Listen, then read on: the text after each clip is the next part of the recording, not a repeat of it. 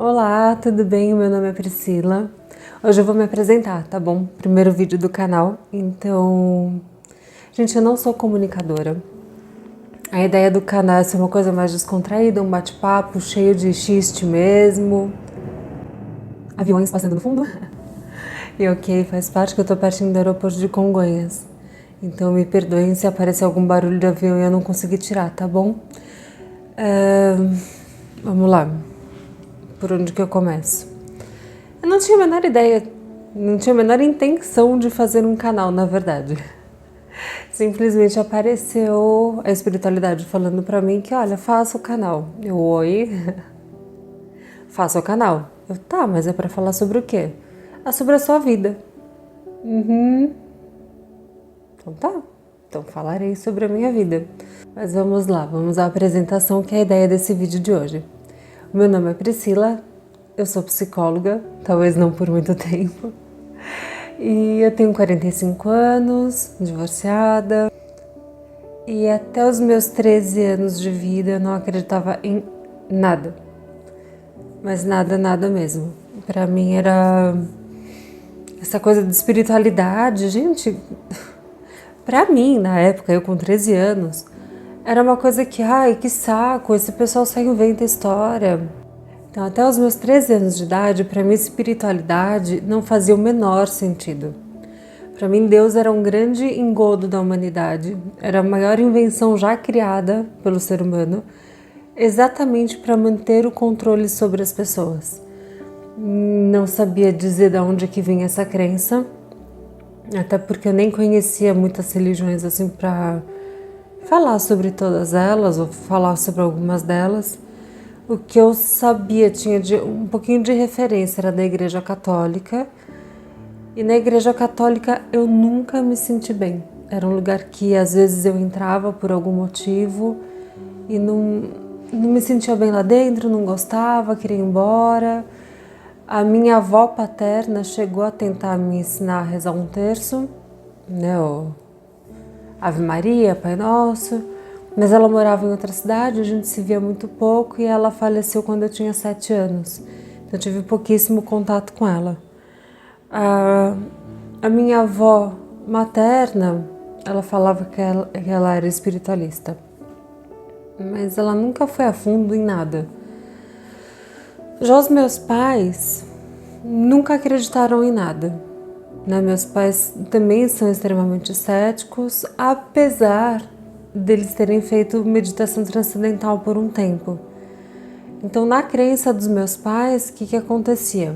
A gente fazia uma meditação, se unificava com o todo e acabou. Perdia completamente a individualidade, não existia mais nada. Não sei como é que é. Eu sei que era dessa forma que eles faziam. Eles tinham um grupo em Piedade, se eu não me engano, que tinha o guru deles lá. E aí eles faziam reuniões, faziam meditações e conversavam sobre o assunto. E esse guru falava muito sobre quando você faz esse tipo de meditação transcendental, você acaba muitas vezes ativando o SID. No hinduísmo, os SID são esses poderes paranormais, parapsíquicos que as pessoas desenvolvem. Então, projeção astral, chakras, abertura de chakras, clarividência, clareaudiência, leituras psíquicas, materialização, que nem o Sai Baba, né, que ficava tirando as coisas lá. Então, e para ele, tudo isso era uma distração. Os CIDs aconteciam só para a gente se distrair e perder o rumo de unificação com o todo. Como que falam que é essa unificação com o todo? É você ser uma gotinha que cai no oceano. Então você se dilui ali no meio. Para eles, para os meus pais, não existe reencarnação, não existe nada disso. Porque uma vez que uma consciência se dilui, porque uma vez que a pessoa morre, a consciência dela se dilui no oceano consciencial e depois faz um novo reagrupamento e tem uma outra encarnação de uma outra pessoa com outras características, nada a ver. Então, Isso influenciou de certa forma na minha vida, mas eu não acreditava nem nisso.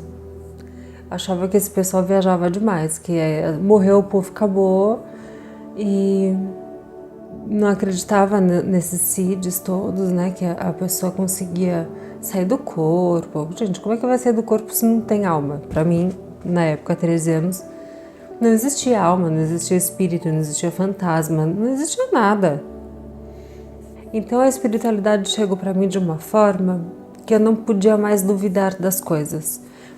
Todas as minhas experiências espirituais foram dessa forma. Tipo, não tem mais como duvidar. É quase que um método científico. Ele falou, olha, então, né? Como é que você vai negar isso agora? Tá na sua cara, tá sendo esfregado no seu nariz. Como é que você vai negar isso agora? E foi isso que aconteceu. Com 13 anos eu comecei a ter sonhos premonitórios.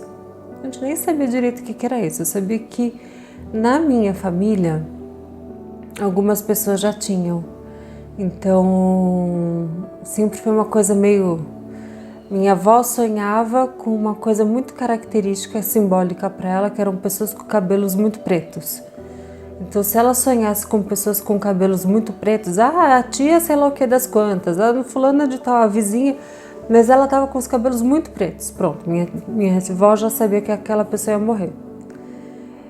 A minha mãe também tem esses sonhos assim. Ela nega, ela tenta negar, mas ela tem esses sonhos de eu vi um nenê chegando em tal lugar.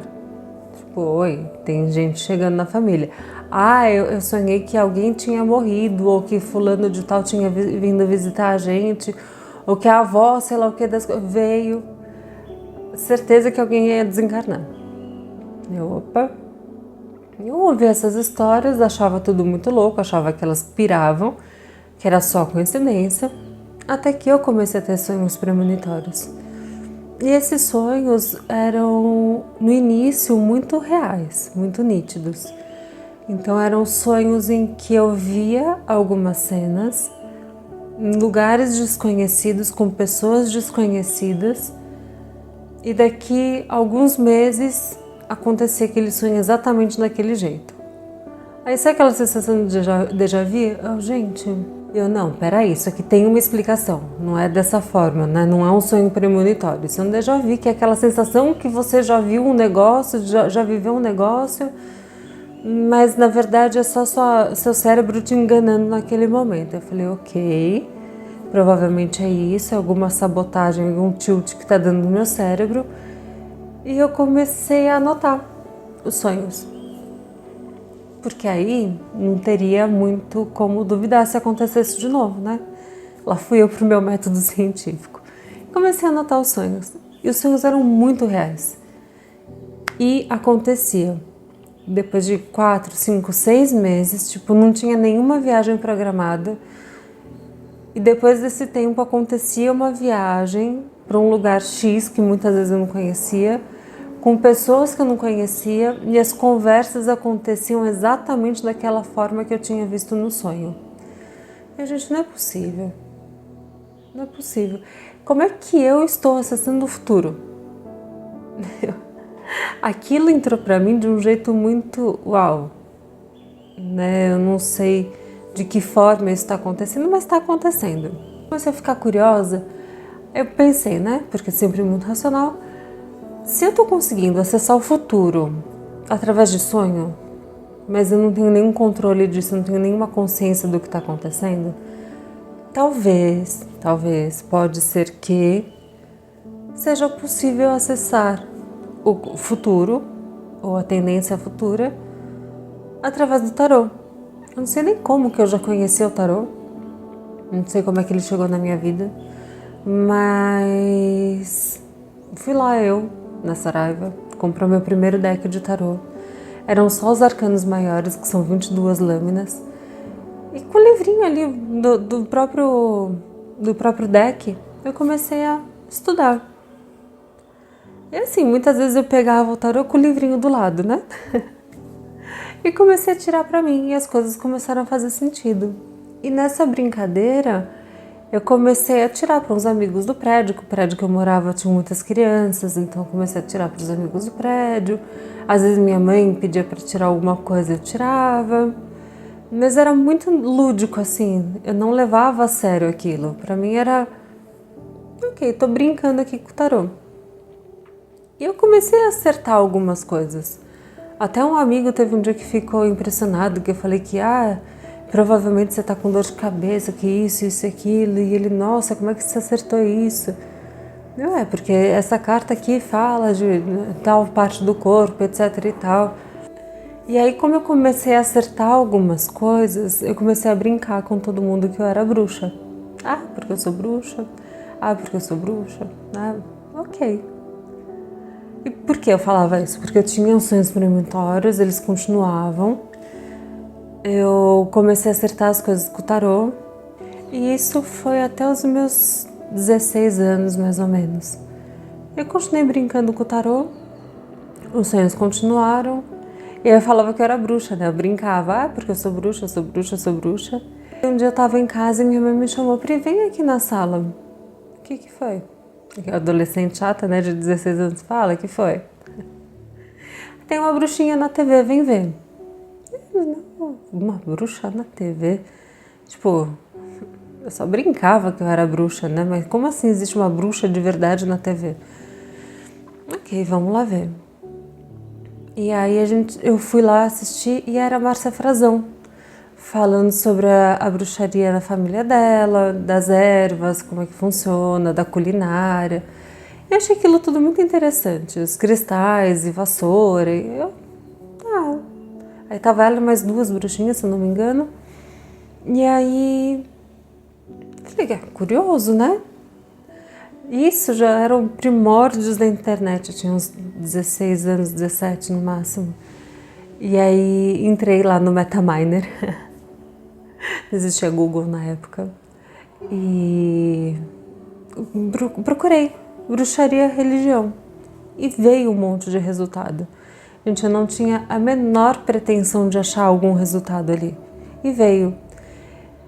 E eu comecei a olhar, achei curioso, até porque ou era coisa de bruxaria natural, ou era coisa de Wicca, e de uma certa forma aquilo para mim fez sentido. Porque a bruxaria, para quem não conhece, ela é uma religião, uma das primeiras religiões, tá ali com o xamanismo, né? Acho que é tudo da mesma família. E na bruxaria, qual que é o objetivo? É você se conectar com as forças da natureza. Então, os 4 elementos, as estações do ano e as fases da lua. Ok. Eu não acreditava em elemental, não acreditava em nada disso, porém, você não pode negar que a água é água, que a terra é terra, né? Enfim. E eu decidi que ia começar a fazer os rituais que apareciam. Então, de sintonização com as fases da lua. Uma vez por semana eu fazia os rituais para sintonizar, porque fazia sentido para mim que o corpo da mulher funcionasse junto com as fases da lua, que a gente tinha que estar mais sincronizado ali, que era uma coisa natural, né? Que a nossa civilização hoje perdeu esse contato pelos estímulos externos, eletricidade, o modo de vida, poluição, enfim, tudo diferente do original ali. Então, para mim fez sentido sintonizar o meu corpo, a menstruação e tal, com as fases da lua. E era muito legal porque a minha mãe, meus pais moravam num apartamento no 14º andar. Eu adorava ficar sentada ali perto da janela olhando a rua. E tinha uma árvore em específico. Essa árvore ia muito direitinho com as estações do ano. Então chegava no inverno, ela estava pelada, jurava que aquela árvore tinha morrido. Na primavera, aquela árvore ficava maravilhosa. E eu já tinha reparado que aquela árvore realmente obedecia muito bem às estações do ano. E eu, ok, vamos lá, vamos sintonizar com as estações do ano e as fases da lua. Era só isso. E os 4 elementos, assim, físicos. Ok. E eu comecei a fazer os rituais e realmente comecei a sentir uma sintonia muito grande com tudo. Só que Eu não sabia que esses rituais iam mexer tanto comigo. E aí a gente começa a próxima história a partir daqui. Um beijo, até mais.